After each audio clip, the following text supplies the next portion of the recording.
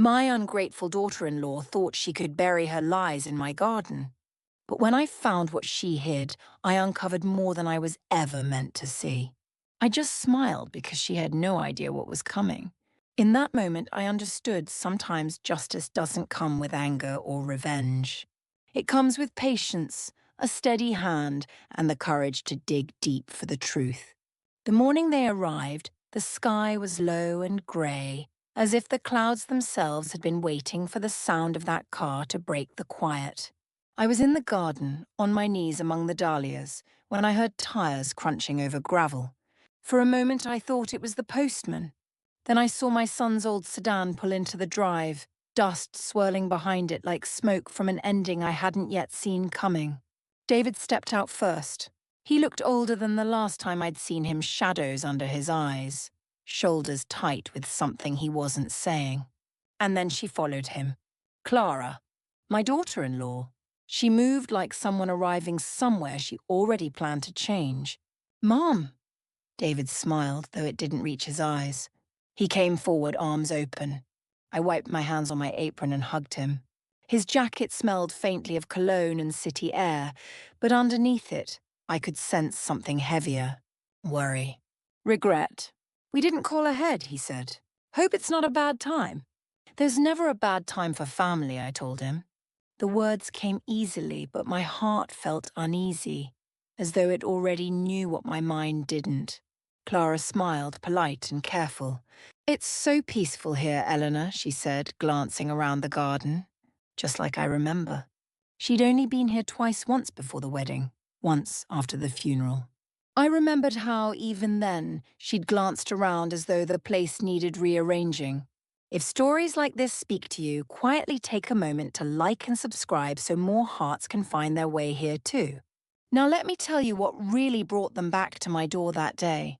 They carried 2 suitcases inside, the heavy kind that meant they weren't planning on staying for just a night or 2. I didn't ask why. A mother knows when her child needs help.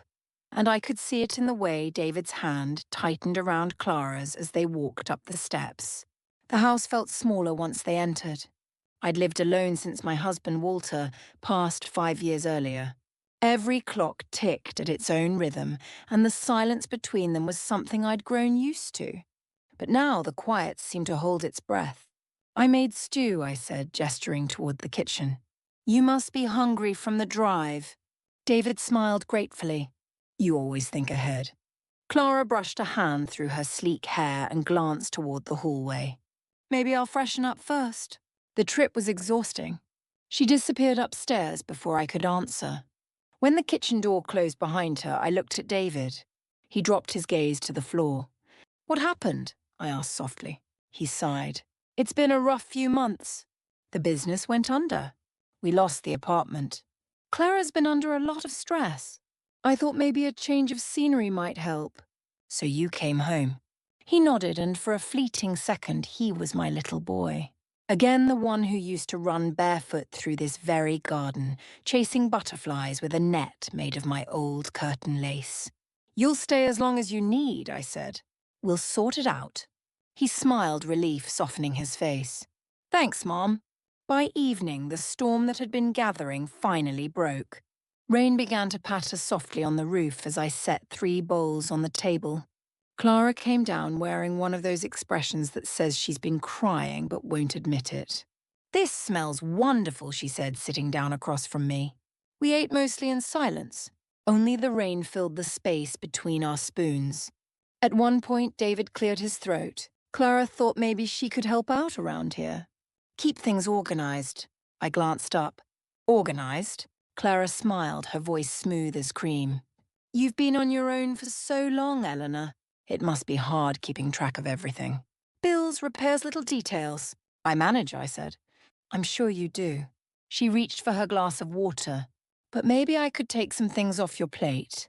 I'm good with finances. Her tone was light, but her eyes were already scanning the room, landing on the old roll-top desk where Walter's ledgers still sat neatly stacked. I didn't argue. Not that night. After dinner, David went out to bring in the rest of their bags. Clara followed him to the porch. I stayed behind to wash the dishes. The window above the sink was fogged from the steam, but through it, I could see their shadows moving across the yard. His shoulders hunched, hers squared like a woman trying to steer the course of things. I dried my hands, then pressed my palm to the window pane, feeling the cool of the glass. "Please," I whispered, though I wasn't sure who I was speaking to God. Walter, or the restless part of me that had learned to recognize trouble long before it announced itself. By the second morning, Clara had already made herself at home. She'd rearranged the kitchen cupboards, plates here, spices there. She'd moved the photographs on the mantel, putting her wedding picture in the center and shifting Walter's old portrait to the far side, near the lamp where the light didn't quite reach. When I came downstairs, she was on the phone. "Yes, we'll have that document ready by next week," she was saying. "Just transfer it to the usual account." She saw me and smiled, covering the mouthpiece. "Oh, that was just a friend." I nodded. "Coffee?" "Please." David came in soon after, looking a little less tired. "Mum, Clara was thinking we could help you set up online banking. Make things easier." "I've managed the old way all my life," I said. He chuckled. "You've also managed without a dishwasher, but that doesn't mean you should." Clara laughed softly, but her eyes never left me. I smiled, unwilling to argue. We'll see. But I knew what she wanted. Access. Later that day, I went out to the garden to escape the tension building between walls. The air smelled of wet soil and rosemary. I crouched near the rose bush Walter had planted on our 25th anniversary and trimmed away the dead stems. Each cut felt deliberate, small and controlled, something still mine to manage. From the kitchen window, I could feel Clara watching me. That evening, she joined me on the porch. "You've kept this place beautiful," she said. "David says your garden used to win prizes." "It's not about prizes," I replied. "It's about remembering." "Remembering?" "My husband loved it out here. Said the earth tells the truth about people you can't fake patience or care. It shows in the way things grow." She smiled thinly. "That's poetic." I turned toward her. "It's also practical." She didn't reply. The wind rustled through the trees, and for a long moment the silence between us was sharper than words. That night, as I prepared for bed, I noticed something small but telling. The desk drawer where I kept old letters was slightly open. The key, which I always left turned, was in a different position. Inside, the envelopes were rearranged, not as I'd left them. The next morning, I found a bank statement missing from the pile near the phone. I asked David about it, and he said Clara had probably tidied up. "She's trying to help," he said, pouring coffee.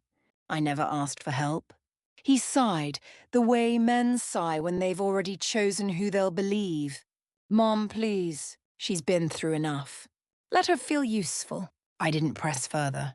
Sometimes love means waiting for someone to see what you already know. Days turned into weeks. The house took on new rhythms that weren't mine. Clara began handling the mail entirely. "I'll sort it," she'd say, smiling. "Just bills and junk anyway." One afternoon, a man in a dark coat came to the door asking for her. When I said she was out, he handed me an envelope and told me it was urgent. Clara returned later and took it from my hands quickly. "Just business," she said. But her voice trembled. That night, I found her burning papers in the fireplace. She turned sharply when she saw me. "Just old files," she said. The flames danced high and bright, reflecting in her eyes. I went to bed uneasy, the smell of ash lingering in the hallway. It was a Sunday morning when I finally decided to speak to her. The church bells from town drifted faintly through the open window. I found her in the kitchen, typing on her laptop. "Clara," I began, "I know times are hard, but I need to understand what's going on. The calls, the letters, the men who come to the door." She looked up, smiling faintly, almost pitying. "Eleanor, please don't worry about things you don't understand. It's business. Complicated. I may be old, but I'm not naive." Her smile didn't waver. "Of course not." Then she closed the laptop and stood. "You've been wonderful to let us stay. But if you could give us some space, it would help. David's under enough pressure without extra confusion." I stared at her, the quiet stretching thin as thread. "This is my house," I said softly. Her expression hardened just a little. "Of course. But when she turned away, I saw the faint curl of satisfaction at the edge of her mouth. That night, I couldn't sleep. I walked to the window and looked out over the garden, silver in the moonlight. The earth looked peaceful, but something inside me stirred an unease that had been growing quietly like a root beneath the soil. I thought of Walter, of the way he used to say, "Truth doesn't vanish, Ellie. It just waits for the right hands to uncover it." I didn't know then what was buried out there, beneath that calm stretch of ground. But I knew this much: something in this house wasn't right, and I wasn't going to let it grow unchecked. So I whispered a promise into the dark. "I'll find it, Walter. Whatever she's hiding, I'll find it." The night answered with the sound of wind moving through the trees, soft, steady, and certain, like truth itself. It's strange how quickly a house can change without anyone noticing the moment it begins. One small thing at a time. A picture moved, a drawer rearranged, a new voice deciding where the silverware should go. By the end of that second week, my home no longer felt like mine. It felt like a guest room I'd been allowed to stay in. Clara called it freshening up. I called it something else. The first morning it struck me was when I reached for my teacup and found it missing from its usual place. My favorite one, the blue china cup with the tiny chip in the handle that Walter had once glued back himself. It wasn't in the cupboard, not in the sink, not in the drying rack. When I asked Clara, she said, "Oh, that old thing. The glaze was cracked." I tossed it. She said it kindly, almost regretfully, but something inside me tightened. "It wasn't just a cup," I murmured. She smiled, placing a new one in front of me. "White porcelain, no character at all. This one's prettier, don't you think?" I didn't answer. Later that day, I found Walter's clock, his father's clock, moved from the living room to the upstairs hallway. When I wound it that evening, I realized it was no longer ticking. The pendulum had been stopped. I stared at it for a long time before I reached in and set it swinging again. Tick. Tock. Some rhythms are worth defending. David was gone most days, trying to find new work. He left early, returning tired and distracted. I'd prepare his favorite meals: meatloaf, roasted potatoes, cornbread, but often he barely ate before heading upstairs to help Clara with some paperwork. Once, I followed them with my eyes as they disappeared into the room that used to be Walter's study. The door closed behind them, the sound of the lock faint but clear. Something about that sound made my stomach twist. By the third week, mail no longer came to the kitchen counter. Clara intercepted it, saying, "I'll sort through the bills." "Don't trouble yourself, Eleanor." At first, I told myself it was fine. But then one afternoon, when I went to the postbox myself, the carrier looked puzzled. "Did you folks change addresses?" he asked. "No," I said. He frowned. "Just checking. Some of your mail's been redirected. Temporary forwarding says here. But it's to the same house." I smiled politely. "Thank you. I'll look into it." That evening, I found Clara in the study with the door closed. I knocked gently. "Come in," she called. The room was dim, except for the glow of the computer screen. Papers were stacked neatly in piles across the desk. David sat slumped in the armchair, rubbing his temples. "Everything all right?" I asked. Clara turned, still smiling. "Just sorting through some of your old files, Eleanor. There are duplicates everywhere. I'm scanning the important ones for safekeeping." She said it as if she were doing me a favor. "Those files are private," I said quietly. Her smile faltered. "I know. But David said it might be good to have everything digital so nothing gets lost." David lifted his head wearily. "Mum will make sure it's all safe. Clara's just helping." I wanted to tell him to stop letting her touch things that weren't hers. But he looked so worn, so tired, I swallowed the words. Instead, I said, "Just make sure nothing disappears." Clara's eyes flicked toward me, amused almost. "Of course not." But that night, when I checked the drawers, several of Walter's letters were gone. One afternoon, as I folded laundry, I heard Clara humming softly upstairs. I followed the sound and found her standing in the hallway, staring at the wall where my family photographs used to hang. She had removed most of them. Only one remained, our wedding photo, slightly crooked. The others were stacked on the small table nearby. "I'm just rearranging them," she said, sensing me behind her. The frames were dusty. "You could have asked." I didn't want to bother you. She turned, her tone airy. Besides, I thought we could make room for some newer memories. Things feel more balanced when the old and new coexist. She smiled again, perfect, polished, and for a moment I saw something flicker beneath it. Not warmth. Calculation. Later that day, I went through the pile of photos. Some were missing. When I asked David, he sighed. Mom, please. Clara's just trying to help. Help. The word had begun to sound like a warning. One morning, while dusting the sitting room, I noticed the mail key was gone from its hook. I searched the drawers, the countertops, even my coat pocket, nothing. When Clara came downstairs, I asked if she'd seen it. Oh, yes, she said lightly. I keep it with me now. Saves you the trouble. The trouble? She laughed softly. You don't have to worry about bills or junk mail anymore. I'll take care of it. It wasn't the words that unsettled me. It was the tone. The way she said I'll take care of it as if she were taking care of a child. That night, I went into the garden to breathe. The roses were fading with the season, but their scent still hung in the air. I pressed my fingers into the soil, grounding myself. This earth still knew me. I whispered to the dark. She's changing everything, Walter. Piece by piece. The wind moved softly through the leaves, a sound like agreement. 2 days later, I found an envelope addressed to Mr. Walter Reed, my late husband, tucked halfway under the doormat. The handwriting was unfamiliar. Inside was a bank notice, recent, referencing a joint account I didn't recognize. I stood at the kitchen counter reading it, my hands trembling. A new account under Walter's name opened 3 months after his death. When Clara came in, she froze for a heartbeat before smiling. Oh, that must have been a mistake. They always send junk like that. I held the paper up. This isn't junk. She stepped closer, her tone sweet but firm. Really, Eleanor, don't worry about it. I'll handle it. I'd like to see the rest of the mail. Her smile didn't reach her eyes. You're tired. Let me manage things. Her voice was soft but carried a quiet finality that told me she was used to being obeyed. I folded the letter and tucked it into my apron pocket. I'm sure the bank would like to hear that explanation too. Something flickered in her expression, fear then irritation. But she quickly composed herself. Suit yourself, she said, and walked away. That was the moment I knew this wasn't just about control. There was something deeper, something deliberate. That evening, David and I sat in the living room. The television flickered quietly, neither of us watching it. She's been under pressure, he said finally, without looking at me. Losing the apartment, it broke her confidence. I understand that, I replied. But David, she's keeping things from you. From both of us. He sighed. Mom, please, don't start this.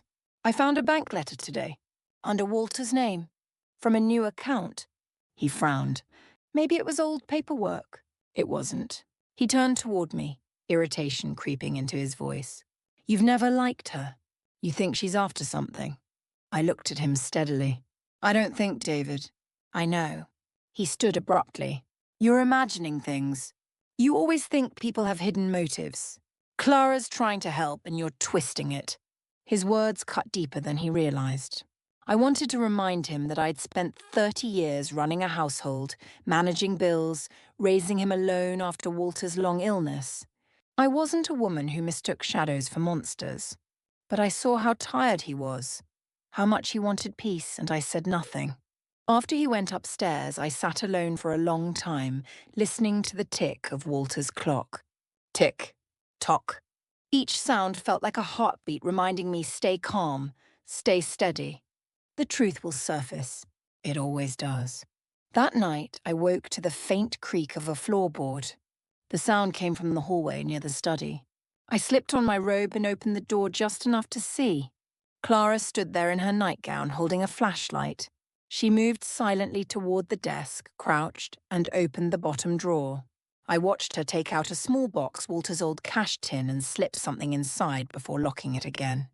I didn't move, didn't breathe. When she finally went back upstairs, I stepped into the hallway and touched the drawer she'd closed. It was warm from her hand. I didn't open it that night. Not yet. Instead, I whispered to myself, let her think I don't see. Because I'd learned something in all my years: when someone builds their deceit, The worst thing you can do is stop them too soon. You let them build. You let them feel safe. And then, when the time is right, you pull the whole thing into the light. In the morning, she was cheerful again, humming as she poured coffee. David kissed her forehead on his way out the door, the sound of his car fading down the drive. I watched her for a long time, smiling faintly as she turned toward the sink. "Clara," I said softly, "you do love my son, don't you?" She paused, her hand resting on the counter. Then she smiled without turning around. "Of course I do." But her voice didn't sound like love. It sounded like strategy. And as she walked away, I realized something with chilling clarity. Whatever she was building in that study, it wasn't a future. It was a trap. It began with a letter I wasn't supposed to find. It was a cold morning, late enough in autumn for the air to carry that thin scent of wood smoke from the neighbors' chimneys. I was dusting the hallway table when I noticed something wedged beneath it, a corner of an envelope, slightly crumpled, as if it had been dropped in haste. I bent to pick it up, brushing off the faint layer of dust. It was addressed to my late husband, Mr. Walter Reed. The date was recent, too recent. For a moment, I just stared at it. The handwriting was unfamiliar, looped and hurried, but what struck me most was the return address, a local bank. I ran my finger over the seal. It had already been opened. I carried it to the kitchen, sat at the table and read. The letter was short, a notice of a pending verification on an investment account. It referenced transfers, signatures, and something about identity confirmation. I read it twice, the words sinking like stones.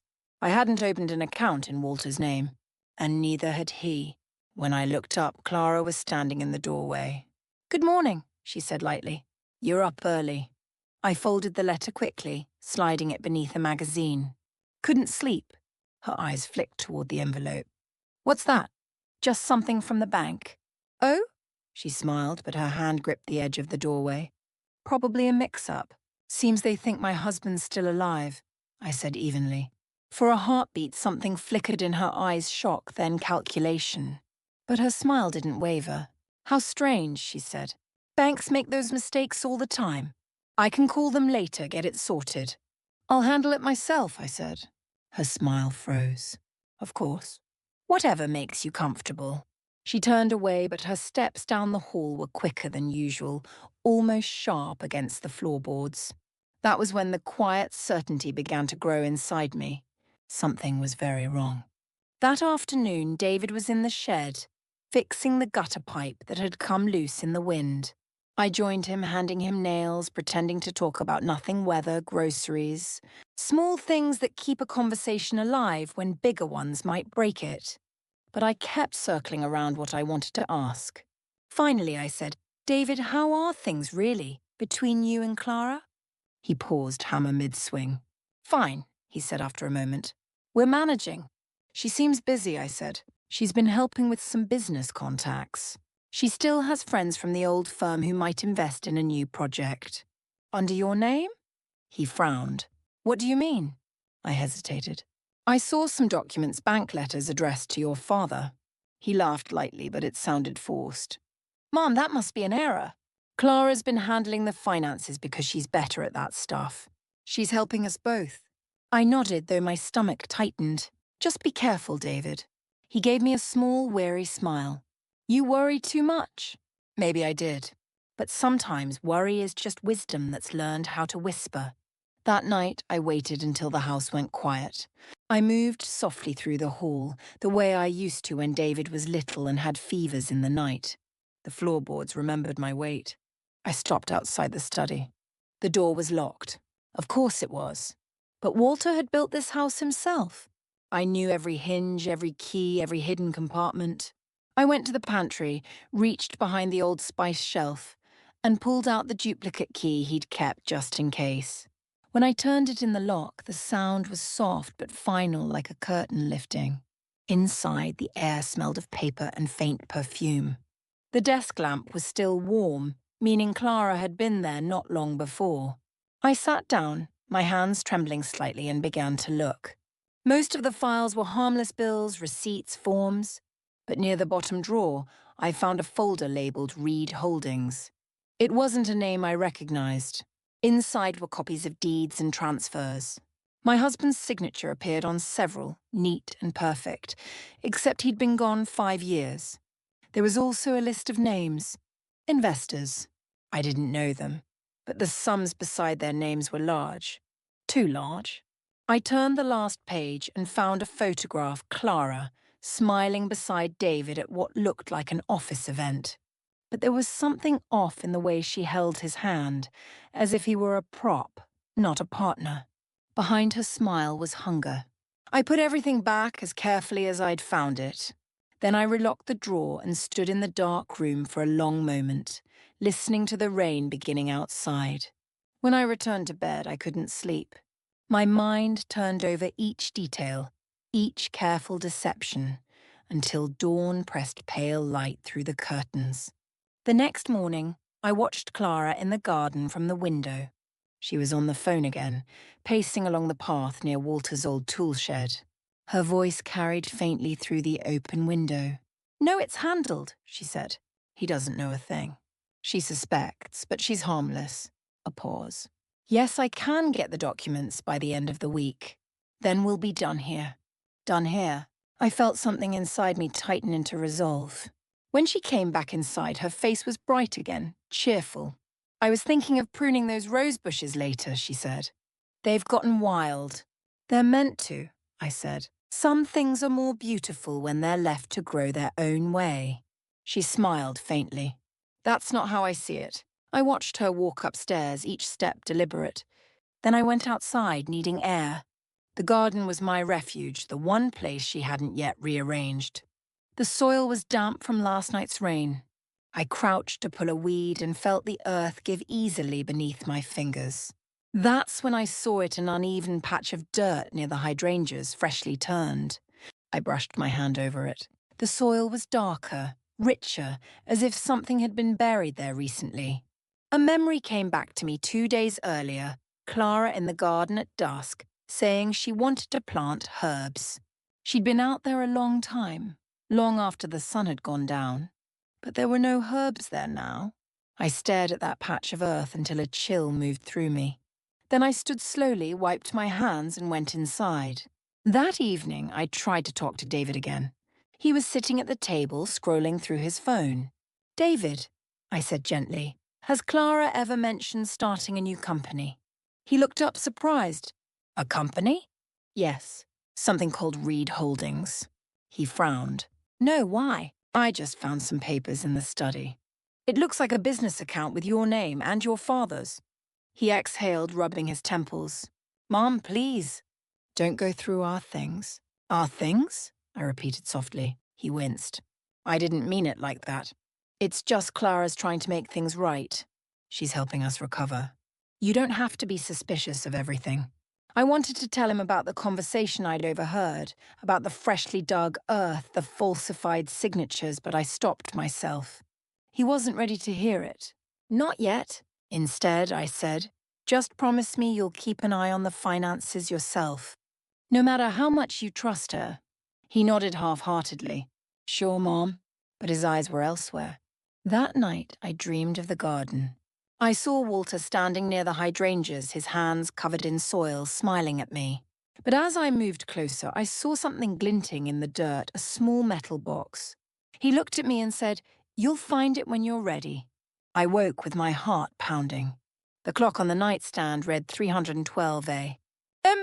I slipped on my robe, went downstairs, and opened the back door. The air was cold, the grass damp beneath my slippers. The moon was bright enough to see the path. I knelt where the soil had been disturbed and pressed my hand against it. The ground was firm but not packed. Something had definitely been buried there. But not tonight, I thought. Not yet. I needed to be certain before I touched whatever secret she'd hidden beneath my garden. As I stood, I noticed something else: footprints, faint but visible, leading from the shed to the spot. They were small, Clara's size. I followed them with my eyes, feeling the quiet weight of what I already knew she'd brought her deceit here, onto my husband's soil. And the earth, in its patient way, had kept her secret from me until I was ready to see it. The next morning, she was all smiles again, making pancakes as though nothing in the world could touch her calm. "Sleep well?" she asked. "Eventually." David kissed her cheek before heading out. She turned to me once he was gone. "You seem tired, Eleanor. You should rest more." "I've been thinking about planting tulips this spring," I said, stirring my tea. "Maybe near the hydrangeas." Her hand paused on the counter. "That area doesn't get enough light." "Oh, I think it gets just the right amount." Our eyes met across the kitchen.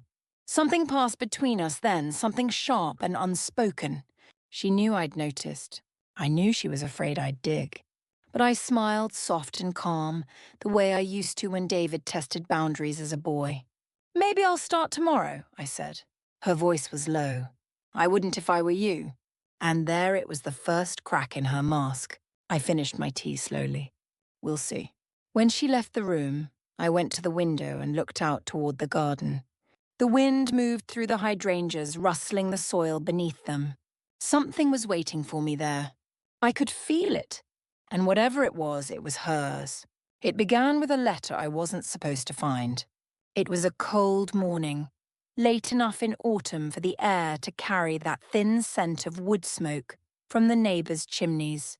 I was dusting the hallway table when I noticed something wedged beneath it, a corner of an envelope, slightly crumpled, as if it had been dropped in haste. I bent to pick it up, brushing off the faint layer of dust. It was addressed to my late husband, Mr. Walter Reed. The date was recent. Too recent. For a moment I just stared at it. The handwriting was unfamiliar, looped and hurried, but what struck me most was the return address, a local bank. I ran my finger over the seal.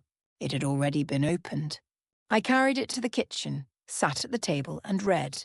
The letter was short a notice of a pending verification on an investment account. It referenced transfers, signatures, and something about identity confirmation. I read it twice, the words sinking like stones. I hadn't opened an account in Walter's name, and neither had he. When I looked up, Clara was standing in the doorway. "Good morning," she said lightly. "You're up early." I folded the letter quickly, sliding it beneath the magazine. Couldn't sleep. Her eyes flicked toward the envelope. "What's that?" "Just something from the bank." "Oh?" She smiled, but her hand gripped the edge of the doorway. "Probably a mix-up. Seems they think my husband's still alive," I said evenly. For a heartbeat, something flickered in her eyes, shock, then calculation. But her smile didn't waver. "How strange," she said. "Banks make those mistakes all the time. I can call them later, get it sorted." "I'll handle it myself," I said. Her smile froze. "Of course. Whatever makes you comfortable." She turned away, but her steps down the hall were quicker than usual, almost sharp against the floorboards. That was when the quiet certainty began to grow inside me. Something was very wrong. That afternoon, David was in the shed, fixing the gutter pipe that had come loose in the wind. I joined him, handing him nails, pretending to talk about nothing, weather, groceries. Small things that keep a conversation alive when bigger ones might break it. But I kept circling around what I wanted to ask. Finally, I said, "David, how are things really, between you and Clara?" He paused, hammer mid-swing. "Fine," he said after a moment. "We're managing." "She seems busy," I said. "She's been helping with some business contacts. She still has friends from the old firm who might invest in a new project." "Under your name?" He frowned. "What do you mean?" I hesitated. "I saw some documents, bank letters addressed to your father." He laughed lightly, but it sounded forced. "Mom, that must be an error. Clara's been handling the finances because she's better at that stuff. She's helping us both." I nodded, though my stomach tightened. "Just be careful, David." He gave me a small, weary smile. "You worry too much." Maybe I did. But sometimes worry is just wisdom that's learned how to whisper. That night, I waited until the house went quiet. I moved softly through the hall, the way I used to when David was little and had fevers in the night. The floorboards remembered my weight. I stopped outside the study. The door was locked. Of course it was. But Walter had built this house himself. I knew every hinge, every key, every hidden compartment. I went to the pantry, reached behind the old spice shelf and pulled out the duplicate key he'd kept just in case. When I turned it in the lock, the sound was soft but final, like a curtain lifting. Inside, the air smelled of paper and faint perfume. The desk lamp was still warm, meaning Clara had been there not long before. I sat down, my hands trembling slightly, and began to look. Most of the files were harmless bills, receipts, forms. But near the bottom drawer, I found a folder labelled Reed Holdings. It wasn't a name I recognized. Inside were copies of deeds and transfers. My husband's signature appeared on several, neat and perfect, except he'd been gone 5 years. There was also a list of names. Investors. I didn't know them, but the sums beside their names were large. Too large. I turned the last page and found a photograph Clara smiling beside David at what looked like an office event. But there was something off in the way she held his hand, as if he were a prop, not a partner. Behind her smile was hunger. I put everything back as carefully as I'd found it. Then I relocked the drawer and stood in the dark room for a long moment, listening to the rain beginning outside. When I returned to bed, I couldn't sleep. My mind turned over each detail, each careful deception, until dawn pressed pale light through the curtains. The next morning, I watched Clara in the garden from the window. She was on the phone again, pacing along the path near Walter's old tool shed. Her voice carried faintly through the open window. "No, it's handled," she said. "He doesn't know a thing. She suspects, but she's harmless." A pause. "Yes, I can get the documents by the end of the week. Then we'll be done here." Done here. I felt something inside me tighten into resolve. When she came back inside, her face was bright again, cheerful. "I was thinking of pruning those rose bushes later," she said. "They've gotten wild." "They're meant to," I said. "Some things are more beautiful when they're left to grow their own way." She smiled faintly. "That's not how I see it." I watched her walk upstairs, each step deliberate. Then I went outside, needing air. The garden was my refuge, the one place she hadn't yet rearranged. The soil was damp from last night's rain. I crouched to pull a weed and felt the earth give easily beneath my fingers. That's when I saw it, an uneven patch of dirt near the hydrangeas, freshly turned. I brushed my hand over it. The soil was darker, richer, as if something had been buried there recently. A memory came back to me 2 days earlier, Clara in the garden at dusk, saying she wanted to plant herbs. She'd been out there a long time, long after the sun had gone down. But there were no herbs there now. I stared at that patch of earth until a chill moved through me. Then I stood slowly, wiped my hands, and went inside. That evening, I tried to talk to David again. He was sitting at the table, scrolling through his phone. "David," I said gently, "has Clara ever mentioned starting a new company?" He looked up, surprised. "A company?" "Yes. Something called Reed Holdings." He frowned. "No, why? I just found some papers in the study. It looks like a business account with your name, and your father's." He exhaled, rubbing his temples. "Mom, please, don't go through our things." "Our things," I repeated softly. He winced. "I didn't mean it like that. It's just Clara's trying to make things right. She's helping us recover. You don't have to be suspicious of everything." I wanted to tell him about the conversation I'd overheard, about the freshly dug earth, the falsified signatures, but I stopped myself. He wasn't ready to hear it. Not yet. Instead, I said, "Just promise me you'll keep an eye on the finances yourself, no matter how much you trust her." He nodded half-heartedly. "Sure, Mom." But his eyes were elsewhere. That night, I dreamed of the garden. I saw Walter standing near the hydrangeas, his hands covered in soil, smiling at me. But as I moved closer, I saw something glinting in the dirt, a small metal box. He looked at me and said, "You'll find it when you're ready." I woke with my heart pounding. The clock on the nightstand read 3:12 a.m. I slipped on my robe, went downstairs, and opened the back door. The air was cold, the grass damp beneath my slippers. The moon was bright enough to see the path. I knelt where the soil had been disturbed and pressed my hand against it. The ground was firm but not packed. Something had definitely been buried there. But not tonight, I thought. Not yet. I needed to be certain before I touched whatever secret she'd hidden beneath my garden. As I stood, I noticed something else.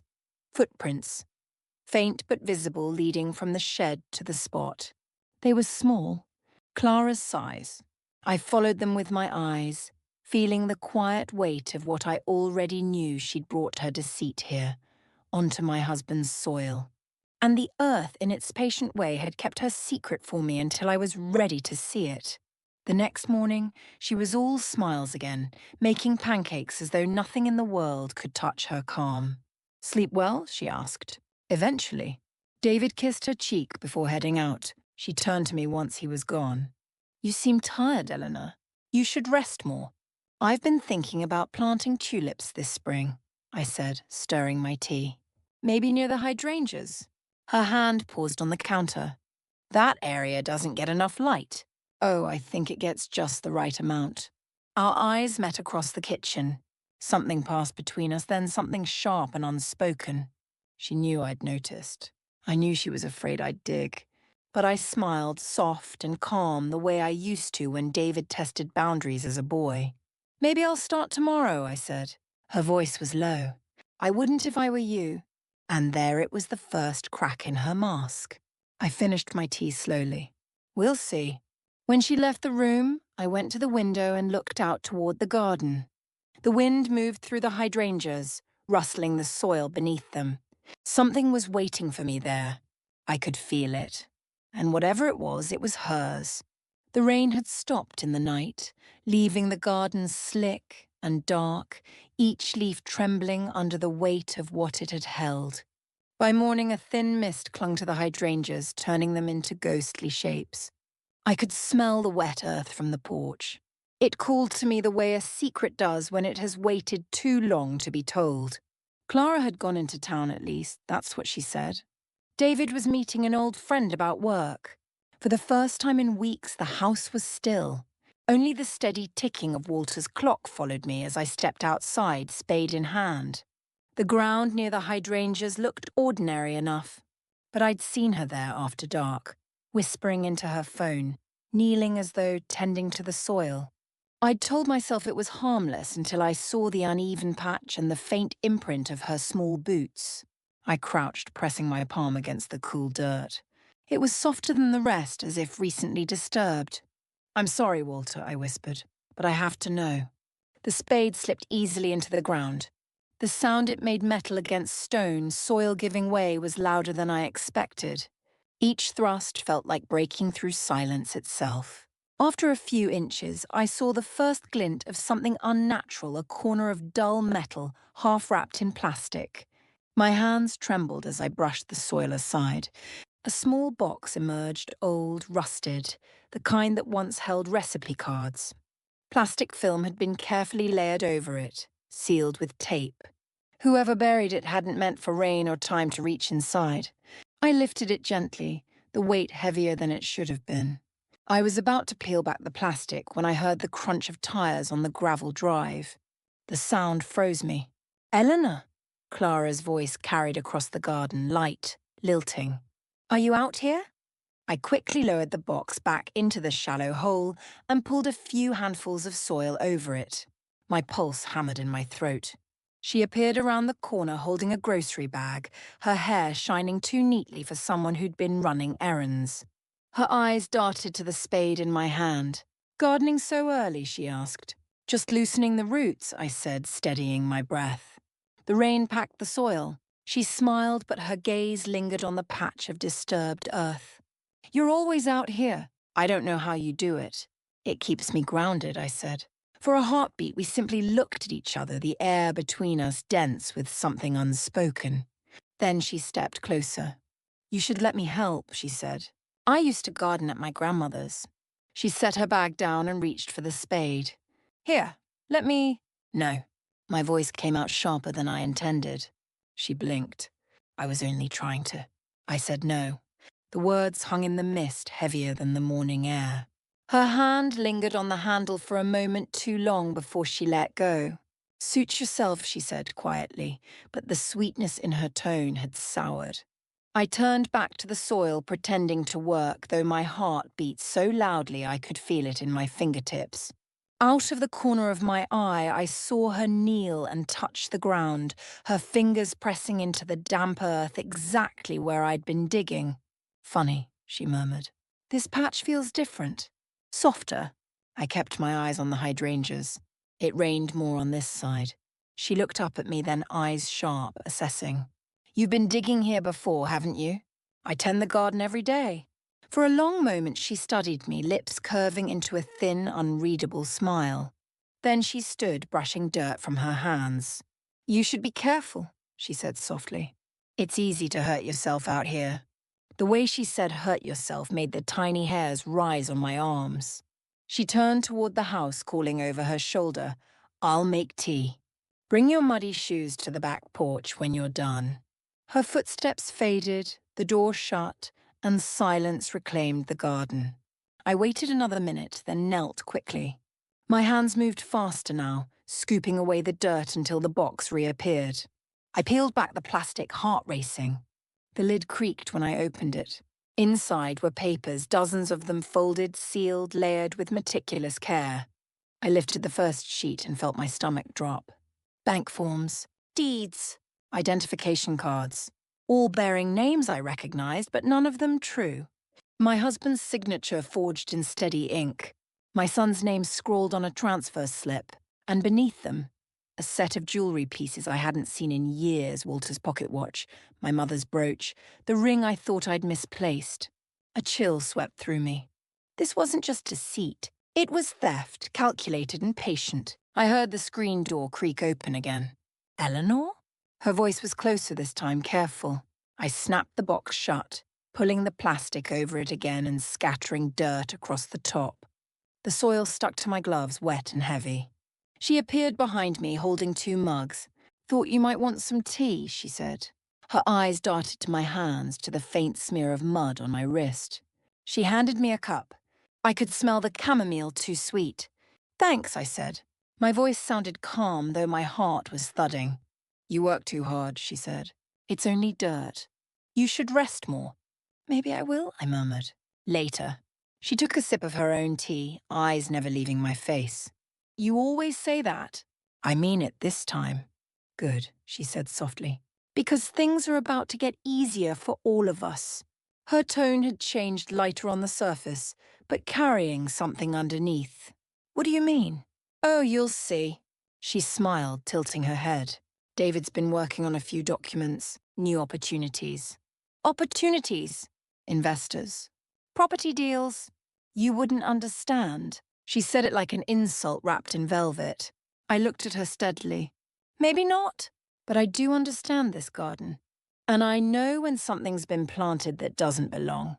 Her smile faltered. Excuse me? I said the soil tells the truth. She stared at me for a moment, then laughed a quick, brittle sound. You should get some rest, she said again, turning toward the house. When she was gone, I exhaled slowly. The tea had gone cold in my hands. I poured it out onto the ground and watched it soak into the dirt that hid her secret. That night, I couldn't stop thinking about the box. The weight of it. The lies sealed inside. If she realized I'd seen the contents, I didn't know what she might do next. I decided not to move it yet. Better she think it's still safe where she buried it. I cleaned my hands, tucked the faint cut on my palm under a bandage, and looked at myself in the mirror. I didn't look afraid. I looked steady. Walter used to say the garden teaches patience, that some seeds need time, and some need darkness before they bloom. I understood now. Clara had planted her deceit in my soil, confident it would never see daylight. But I would be patient. I would water it with silence, let it take root in its own arrogance.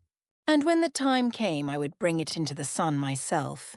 The next morning, when Clara smiled over breakfast and asked about my sleep, I smiled back just as easily. Deep and peaceful, I said. But inside I was already planning, because I knew where her lies were buried.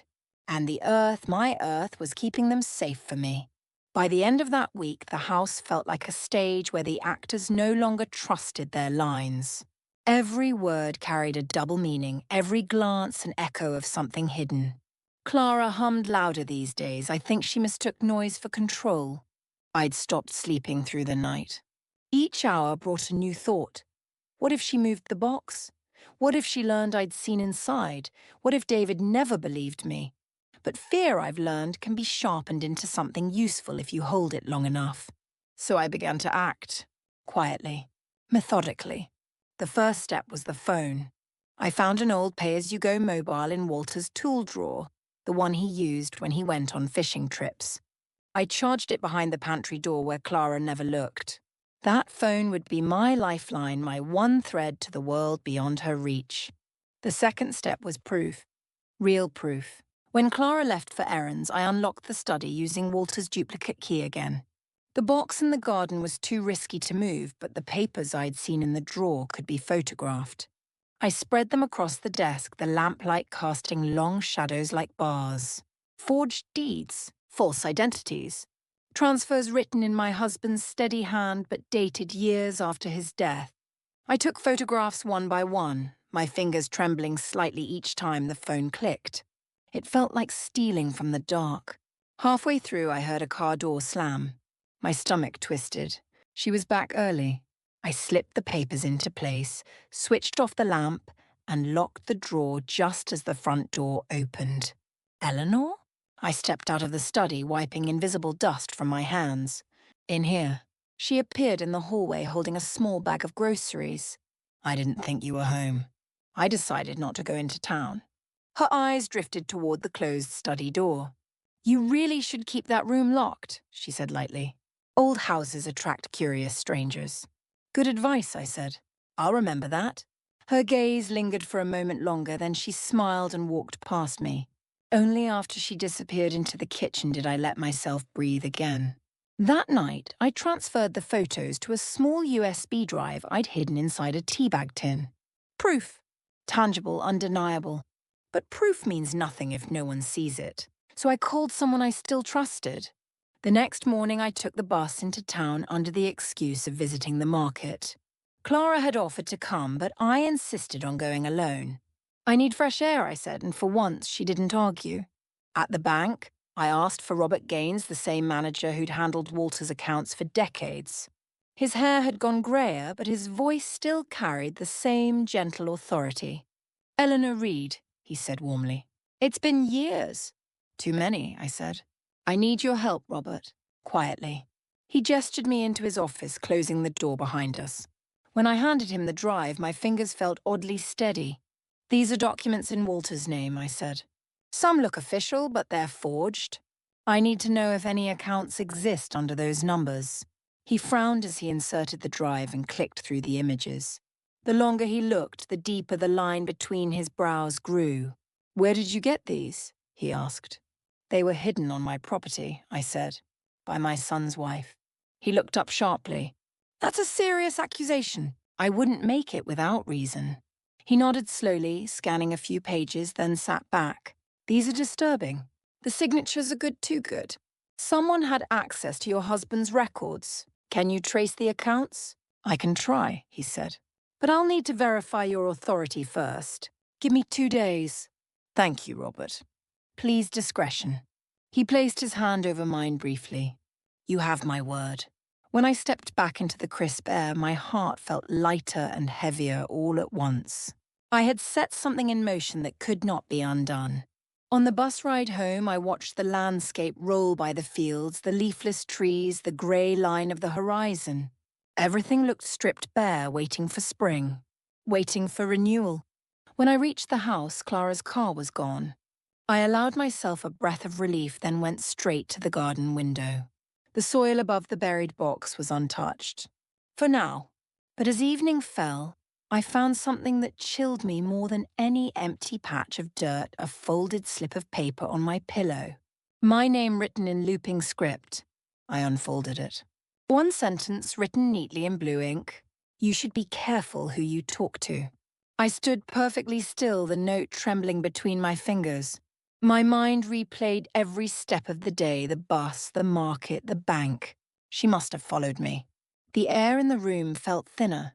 Somewhere downstairs, the front door creaked. The sound downstairs was only the wind pushing against the porch door, but for a few heartbeats, I stood frozen in the dark, my pulse loud in my ears. When the silence finally settled, I folded the note again, tucked it into my robe pocket, and sat on the edge of the bed until my hands stopped shaking. She knew. Maybe not everything, but enough. By morning, the sky had cleared to a pale, washed-out blue.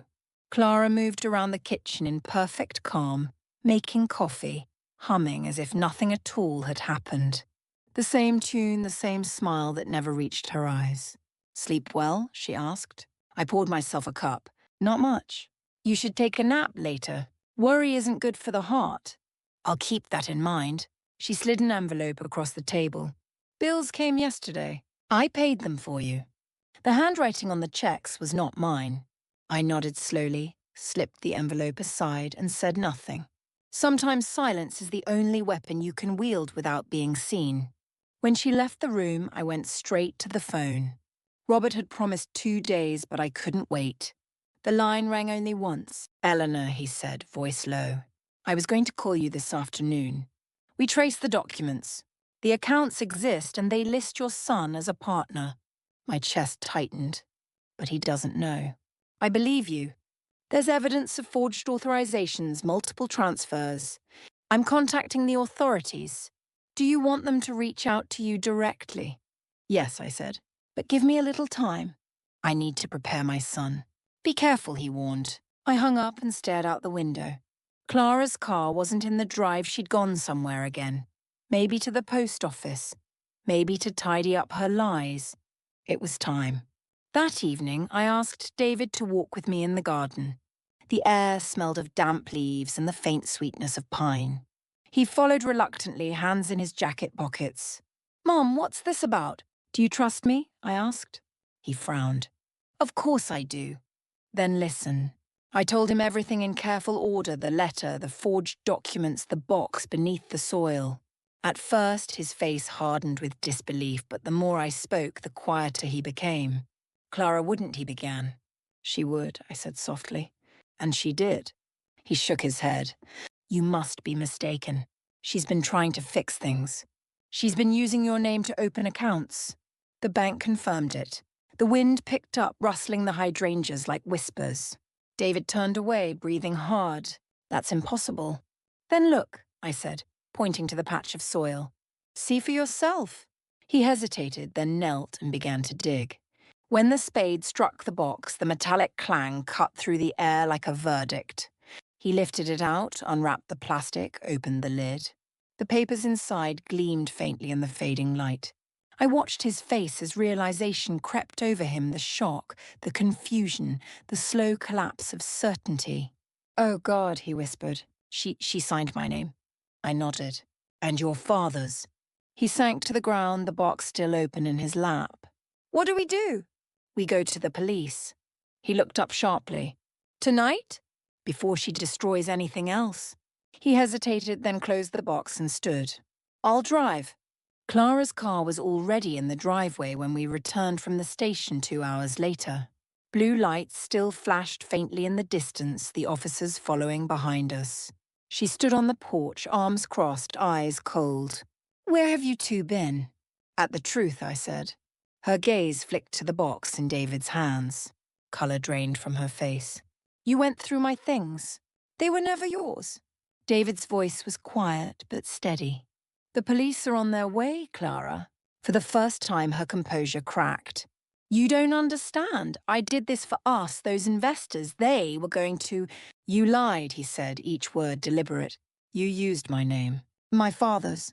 You buried your lies in my mother's garden." She stepped forward as if to plead, but when the sirens grew louder, she froze. Her eyes flicked from me to the box, then back again. "You'll regret this," she hissed. "Maybe," I said. "But at least I'll sleep." The patrol car pulled into the drive. Clara turned away, shoulders rigid, as 2 officers approached.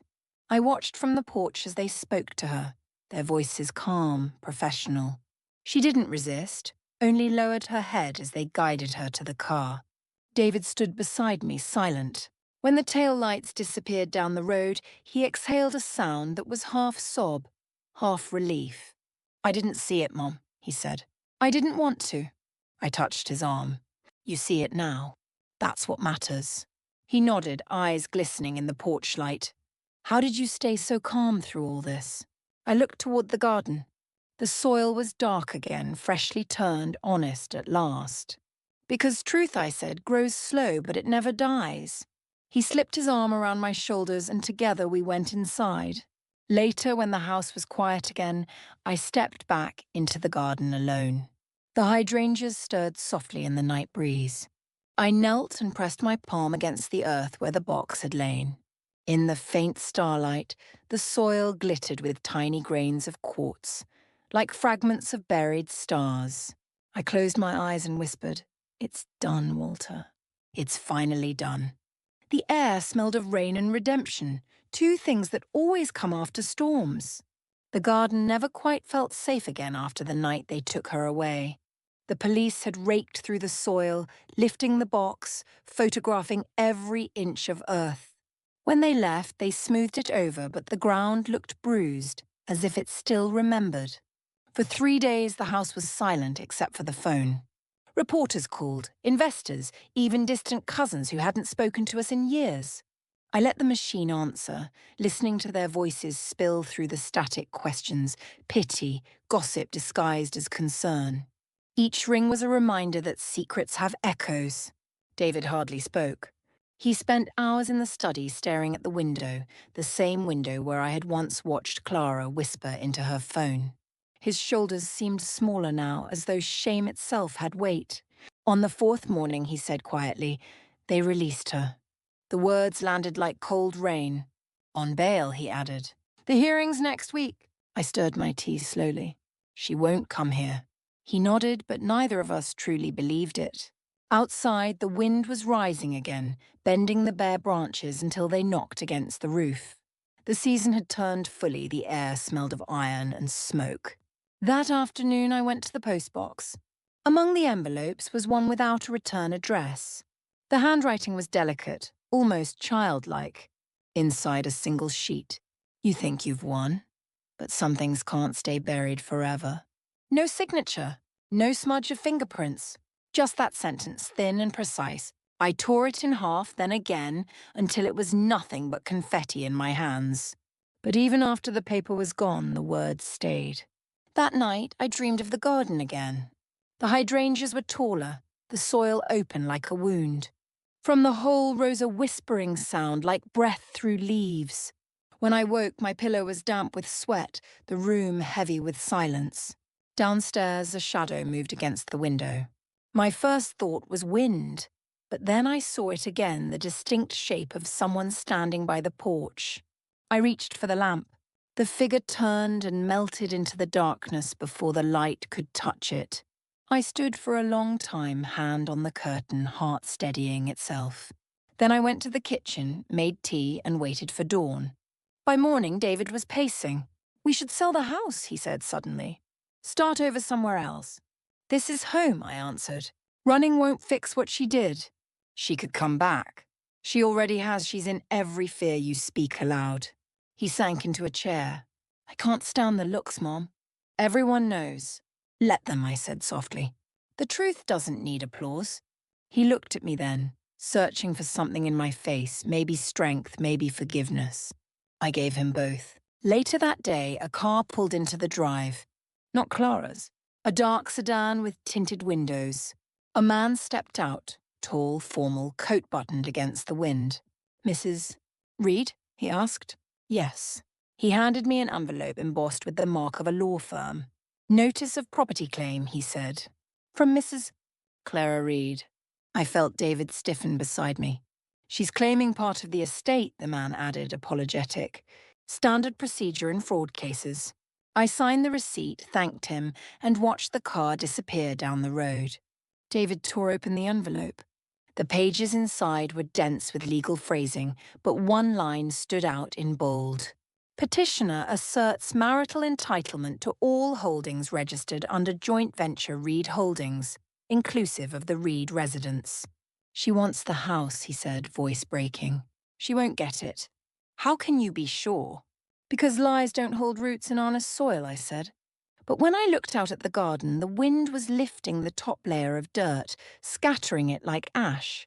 And for the first time in weeks, I felt the faint tremor of fear again, not for what she had done, but for what she might still be capable of. The storm wasn't finished. It was only circling back. The next evening, the air felt wrong again, too still before the wind, too quiet for an ordinary night. The sky was the colour of pewter, the smell of rain pressed close to the house. I lit one lamp in the living room and turned the rest off, letting the shadows stretch the way they do before a thunderclap. David had gone to town to meet with Robert about the legal papers. "I'll be back before dark," he'd promised. But dusk had already folded itself around the trees and the drive was still empty. I tried reading, then knitting, but my hands wouldn't stay steady. Every few minutes I looked toward the window, half expecting to see that same still figure by the porch again. I told myself it was foolish bail or not, Clara wouldn't risk coming here. Yet the longer the silence held, the more I heard her voice inside it, soft, reasonable venom wrapped in silk. "You should be careful who you talk to." When the first flash of lightning lit the garden, I rose and crossed to the back door. Rain hadn't started yet, but the air vibrated with it. The hydrangeas swayed as if remembering that night of digging. Somewhere beyond them, a branch cracked. "David?" I called. No answer. Then footsteps. Not on the path, but closer, on the porch itself. I reached for the lamp switch just as the screen door creaked open. "Eleanor." Her voice slid through the dark before her face appeared. The same coat she'd worn the night they arrested her, hair plastered by mist, eyes bright with defiance. "I need to talk," she said. "You shouldn't be here." "They let me out," she said. "The case is falling apart. They'll believe me before they ever believe you." "That's not what the bank thinks." She stepped closer. "You really think you can take everything from me? You and that pathetic son of yours?" Lightning flared again, throwing her face into sharp relief, rage and desperation tangled together. "I didn't come to argue," I said. "Leave before David gets back. I'm not afraid of him. You should be afraid of what's left of your own conscience." She laughed, a small broken sound. "Conscience doesn't pay bills." I reached for the phone on the table, but she caught my wrist tight, cold fingers, the same strength I'd felt that night with the photograph. For a moment, neither of us moved. The house groaned around us, wind finding every loose hinge. "Let go," I said quietly. She hesitated, eyes searching mine for something: fear, surrender, maybe forgiveness. She found none. Slowly she released me and stepped back. "You'll regret this," she whispered again. "Not tonight." Headlights swept across the wall, David's car. Her breath caught. "You told him?" I told him the truth. She turned, bolted through the door, and vanished into the storm. By the time David reached the porch, rain had begun in earnest, erasing her footprints as fast as they formed. "What happened?" he shouted over the downpour. "She came back," I said, but the storm took her with it. He wanted to call the police. I told him there was no need. They'd find her eventually. Fraud leaves a trail even rain can't wash away. By dawn the clouds broke. The world smelled clean again, earth, rain, the faint sweetness of crushed petals. I went into the garden, still in my slippers, and stood where she had stood. The soil was slick, black, alive. I knelt, pressing both hands into it until I felt the pulse of water underneath. Not a trace of the box remained, only the imprint of roots beginning to spread again. When David joined me, his voice was soft. "You're not angry?" "No," I said. "Anger's a kind of shadow. I've had enough of those." He looked out over the field, the morning light glinting on the wet leaves. "What happens now?" "We rebuild, slowly. Honest things always grow slow." I rose, brushed the mud from my hands, and smiled faintly. "The garden needs new planting. Maybe tulips this spring." He nodded. "You think she'll ever stop trying?" "The world stops her one truth at a time," I said. "We just have to keep ours growing." The sun lifted over the roof, turning the damp grass silver. For the first time in months, the house looked peaceful again, not untouched, but forgiven. As we walked back toward the porch, I glanced once more at the garden. The soil shimmered in the light, smooth and untroubled. Whatever secrets it had held were gone now, carried off by the rain. Inside the door I paused, listening to the clock's even tick. Tick, tock, steady, honest, alive. And at last so was I. The storm returned on the day of the hearing. Not the polite kind that passes quickly, but a slow building weight of clouds that pressed low over the fields. By noon the sky had turned the colour of iron. I could feel it through the windows, that thick electric hush that comes before everything breaks. David was downtown meeting with the lawyer. I stayed behind. I told him I needed quiet, but the truth was simpler. I needed to face this place one last time on my own terms.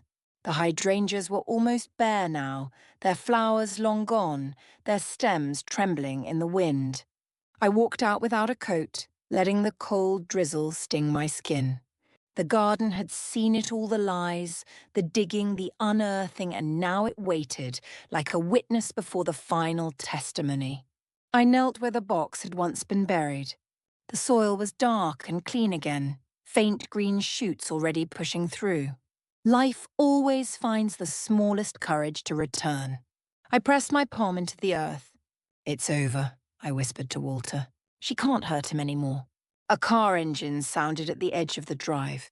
Tires rolled slowly over the gravel.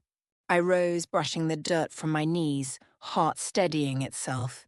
Clara's voice called across the wind. "We need to talk." She was standing beside the car, coat flapping open, hair wild from the storm.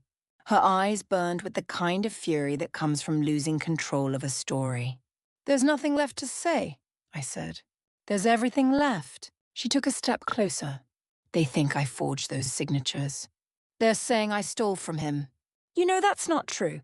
You buried the proof yourself. I was protecting us." Her voice cracked against the wind.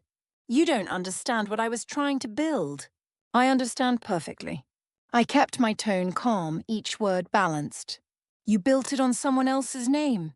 Lightning flared behind her, white for an instant, outlining her figure like a photograph that would not last. She laughed once, sharp and broken.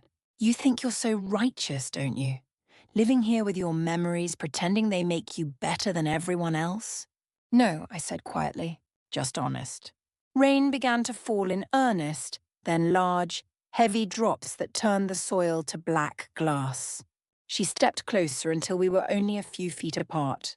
"Do you really believe David will forgive you when he realizes what you've cost him? His wife, his reputation, everything." "I believe my son will forgive the truth faster than he would forgive another lie." Her jaw tightened. "You've ruined me." "You ruined yourself." For a moment we simply stood there, the storm howling around us, the wind tugging at our clothes. Then she moved, suddenly snatched the garden spade from the ground, and hurled it aside, the metal striking the stones with a hollow clang. "Stop digging into my life," she shouted. I didn't flinch. "You buried it in mine." She stared at me, breathing hard, rain coursing down her face like tears that refused to belong to her. Then something inside her seemed to break. She sank to her knees in the mud, hands clutching at the earth as if she could pull her old world back from it. "I just wanted a chance," she whispered. I was so close. The anger drained from me then, leaving only sorrow. "There are no chances in lies, Clara. Only debts." She looked up, eyes hollow. "So what now?" "Now," I said, "the storm finishes what we couldn't." Thunder rolled long and deep. Somewhere behind us, another car turned into the drive David's, headlights cutting through the curtain of rain. He jumped out, running toward us, shouting our names. Clara rose slowly, mud streaking her coat, and for the first time she looked small, like a figure already fading from a story's edge. When David reached us, I touched his arm. "It's done," I said. He looked between us, bewildered. "What happened?" "Truth," I said. It finally spoke loud enough. The rain fell harder, drumming against the soil where her secrets had once been buried. In that sound, I could already hear the calm that comes after everything breaks. The police arrived minutes later, their lights muted by the rain. Clara didn't fight this time. She only stood there, drenched, eyes fixed on the patch of earth that had once hidden her lies. When the officer took her arm, she moved as if she'd already left her body behind. David watched in silence. The sirens faded down the road until there was only the rain and the slow tick of Walter's clock carrying from the house. I rested a hand on my son's shoulder. "It's over," I said. He nodded, but his face was pale. "I should have seen it, Mom." "You saw what love wanted you to see," I said softly. "That's no sin." He bent to the soil and pressed his palm into it, the same gesture I'd made so many nights before. When he looked up, rainwater and tears had blurred together on his cheeks. "Will it ever stop hurting?" "Yes," I said, "but not all at once. Hurt fades like storms, first the thunder, then the rain, then only the smell of something clean." We went inside, leaving the garden to its own healing. I changed into dry clothes and brewed tea. David sat at the kitchen table staring at his hands. For a while we didn't speak. The house creaked softly, settling after the wind. "Robert called," he said finally. "The accounts are frozen. They'll clear my name completely. I poured the tea." "Good. You'll build something new now." He smiled faintly. "With you to supervise every nail?" "Only the first few." Outside, the rain slowed to a whisper. I felt the tension leave my shoulders, one thread at a time. The quiet that filled the house wasn't the silence of fear anymore. It was peace reclaiming its place. The next morning the sun returned, low and gold, glinting off puddles in the yard. Steam rose from the soil like breath. I walked out barefoot, letting the mud cool my feet. Birds were already back, darting between the hydrangeas as if they had never seen sorrow here. I knelt where the box had been unearthed and saw the smallest green shoots pushing through the churned ground. Life never waits for permission. When David joined me, I handed him a packet of tulip bulbs. "Your father bought these the spring before he died," I said. "He meant to plant them, but never did." David smiled, the first true one I'd seen in months. "Let's finish it." We dug side by side, quiet except for the sound of soil turning. When the last bulb was covered, he brushed his hands and looked at me. "It's strange," he said. "After everything, it feels lighter here." "It is lighter," I said. "Truth always clears the air." He studied the garden a moment longer. "What will you do now?" "Keep planting," I said. "Keep tending." "That's what your father taught me. A garden is never finished, it just waits for the next season." He nodded and we walked back toward the house.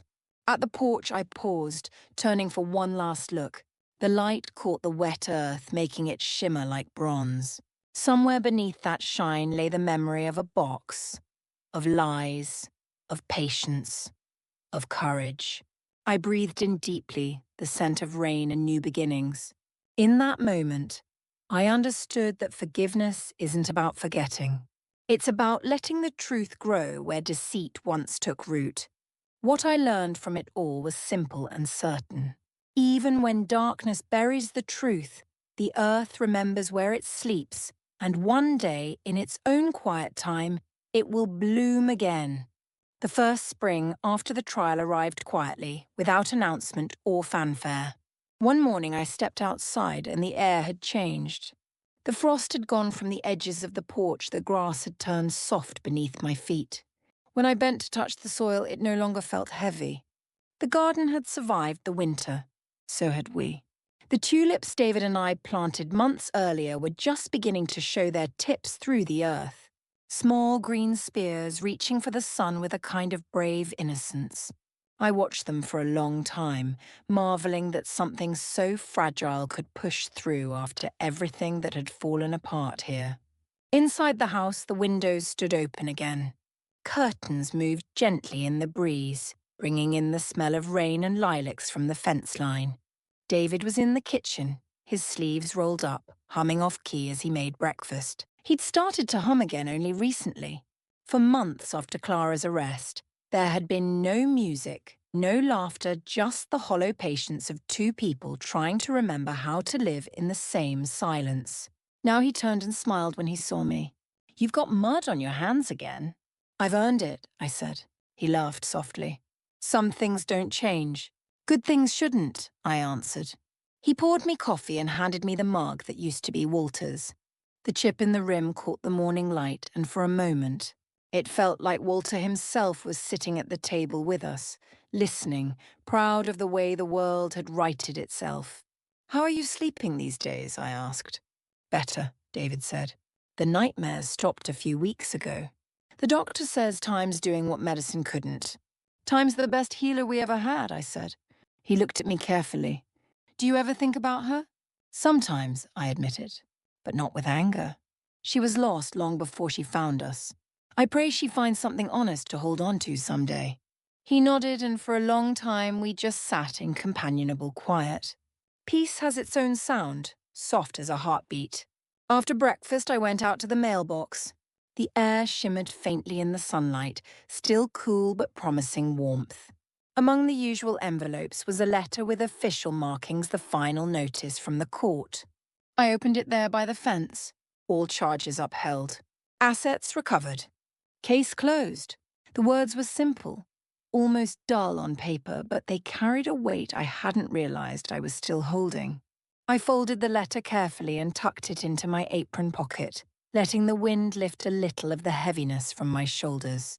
As I walked back toward the house, I heard David calling, "Mom, come see this!" He was standing by the garden bed. One of the tulips had opened a single red bloom glowing against the dark soil. I knelt beside him, brushing my fingertips along its petal. "It's early," I said. "It's the first one," he replied. "They'll follow." We watched the flowers sway gently in the breeze. Around us, the garden hummed with the soft, busy sound of bees and the rustle of leaves waking to life. The same earth that had hidden deceit was now giving us beauty. Maybe that's what redemption truly is, the same ground made new. I looked at my son and smiled. "Your father would have liked this." "I think he's the reason it's growing," David said quietly. "You too." I touched his cheek, my heart full in a way that words could not reach. The storm had passed, but its memory had left the light cleaner, sharper. That's what truth does, it polishes the world. That evening, the sky blushed with a soft orange glow, the kind of light that makes even old paint look new. I sat on the porch with a blanket across my knees, the smell of dinner drifting through the open door. David was humming again inside another small miracle I never thought I'd hear. From where I sat, the tulips caught the last of the sunlight, their colours deepening as the shadows lengthened. The garden looked whole, no scars, no secrets, only growth. I thought about how the earth had forgiven us long before we forgave ourselves. The wind picked up gently, carrying the faint scent of rosemary from the kitchen beds. I closed my eyes and listened. There it was again, that steady rhythm beneath all things. The quiet resilience of life moving forward. For months after the trial, I used to wake expecting to find new damage, new evidence of what had been lost. But none came.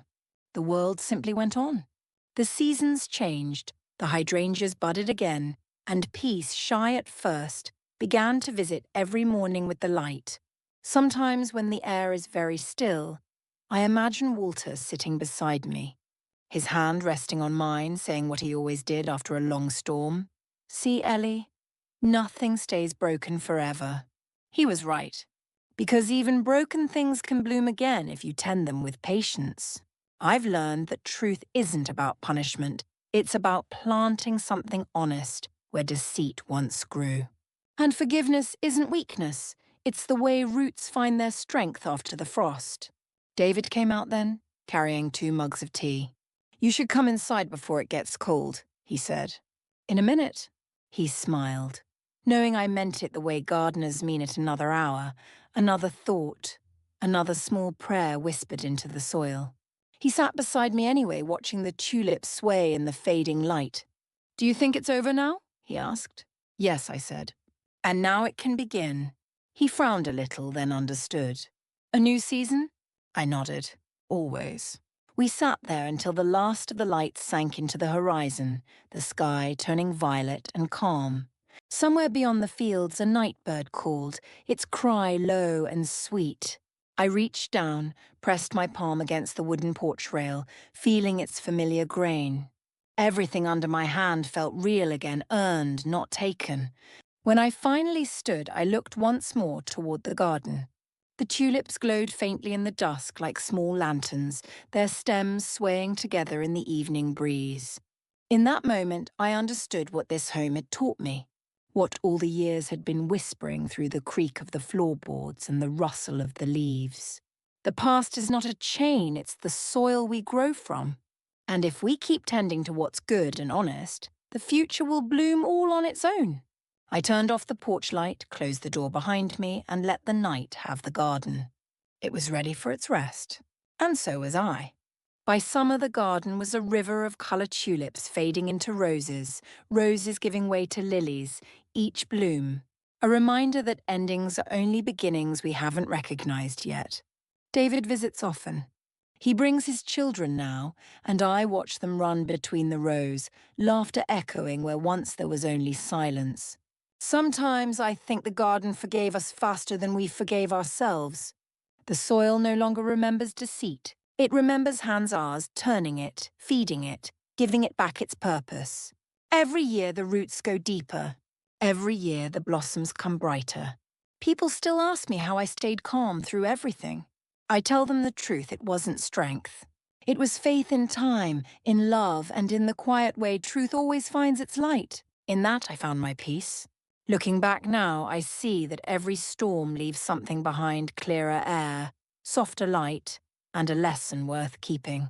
What I learned from it all was this: no matter how deep the lie or how heavy the loss, truth like a seed waits patiently for courage to uncover it. And when it finally rises, it brings life back to everything it touches. If this story touched your heart, share it with someone who believes in second chances. What would you have done if you were in Eleanor's place? Tell me in the comments below, and don't forget to like, subscribe, and join our Senior Stories community for more cinematic tales of love, betrayal, and quiet redemption. Because every story, like every garden, deserves its season to bloom.